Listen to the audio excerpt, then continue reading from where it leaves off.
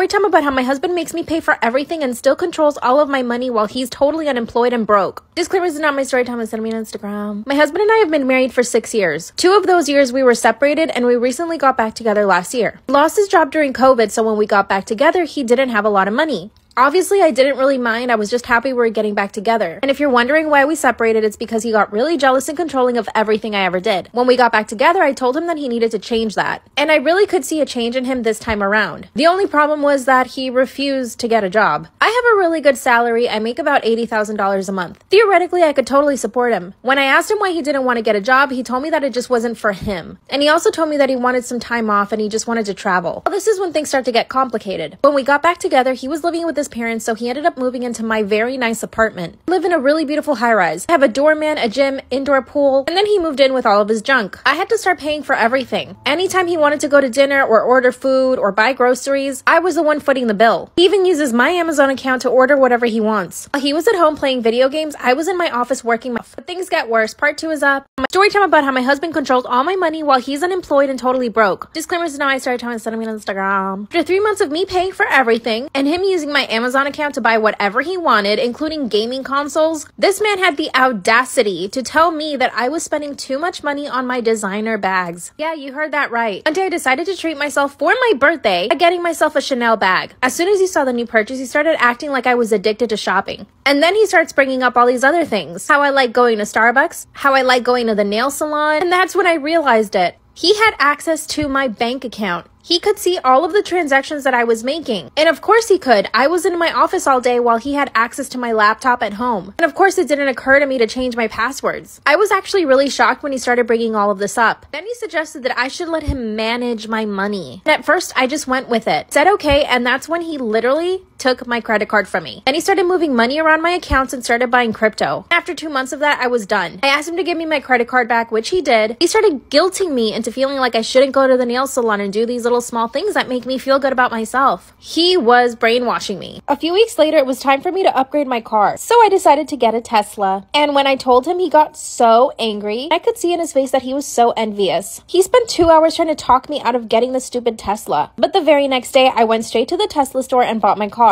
When I finally got the car, he started driving it all over town before I drove it. Part 3 is up.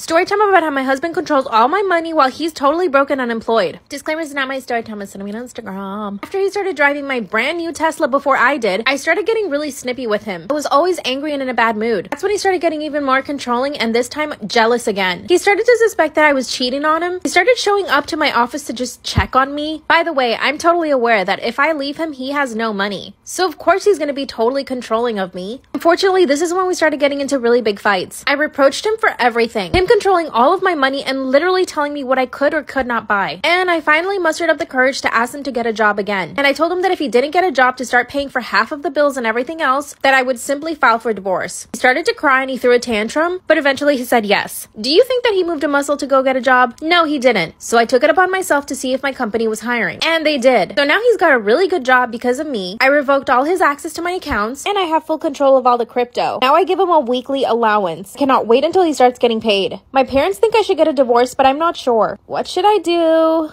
Am I wrong for not accepting my sister's relationship with my ex despite her having cancer as a teenager? My 25 female father married my stepsister's 23 female's mom when I was 4 and she was 3. We've lived together for most of our lives and are a family. She and I were extremely close. She developed cancer when she was 14 and was sick for about 2 years. During that time, my parents became understandably overprotective. They also asked a lot of me. I quit my extracurriculars so that I could get a job. The money went towards her medical bills, and so I could drive her to appointments. I didn't go to dances, and any fun activities I did needed to include her. I did almost all of this willingly, the exception being having to quit my high school volleyball team. I did throw a bit of a tantrum about that, but was swiftly punished. And I think having one emotional breakdown was pretty chill given the circumstances. Anyhow, I go to college and meet my ex, we'll call him Ben, when I was a junior. We fall in love, blah blah blah. He and I move in together when we graduate, so we've been living together for about 3 years. We were serious until July when I walked into my bedroom and saw him sleeping with my sister.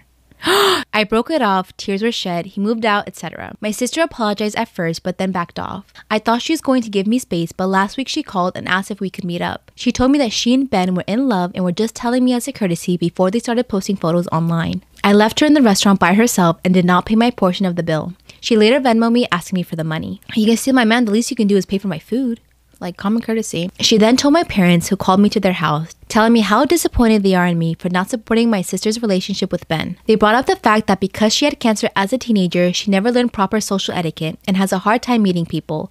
Oh my god, no! I don't buy this, in part because I've seen her socialize just fine, and since we spent a good chunk of the time she was sick together. That would mean that I should have had bad social skills as well by that logic. They then told me that if I don't accept my sister and Ben's relationship, they may have to go no contact with me. I reminded them that I'm also their daughter and they should understand my point of view, but they are adamant that this is about me being jealous of her. For the record, I'm not jealous of her. I'm not upset that Ben picked her over me. I'm sad about the end of the relationship and do feel betrayed. But Lord knows that I don't want to be with a cheater. What I'm sad about is the fact that my sister chose Ben over me. That she slept with Ben knowing he and I were in a long-term committed relationship and continues to be with him knowing how much it hurts me. Now, no one in my immediate family is talking to me. One of my friends told me recently that I have a kind of vindictive personality type. I don't know what I'm doing up here. And I was like, yeah, but I never do anything like that bad. Like in high school, I was in this really unhealthy situationship. And I won't get into the details because it's not fun. But, oh, this is awful. But we broke up because he was pressuring me to do something that I was not yet ready to do. And he said, well, if you won't do this for me, then obviously you don't love me. And I was just like, I guess not, dude. And we broke up and I went home and I had like all these love letters that he'd written me and I shredded them up and I put them in the litter box for my ferret because I was that kid in high school. I had a pet ferret and I did drama and I made fashion accessories out of hot pink duct tape. But that was when we broke up. Before we broke up, I realized that it was a situationship. I realized we had a very unhealthy pattern of getting into fights, and then whether or not I was in the wrong, I would go apologize to him. Sometimes he would do something really inappropriate, and I would defend myself, and then I'd still end up apologizing to him as if I was the one in the wrong.